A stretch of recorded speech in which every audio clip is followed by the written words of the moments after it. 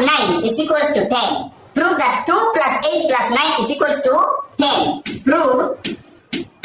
Prove that 2 plus 8 plus 9 is equals to 10. I know you will say that it is impossible, but it is possible. Give me your ears and pay attention. Let's write them in words. 2 plus 8 plus 9. In the next step, we are going to take first letter of each and every word. Let's take letter T plus letter E plus letter N.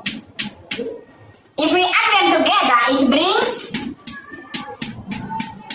10. I don't want peace.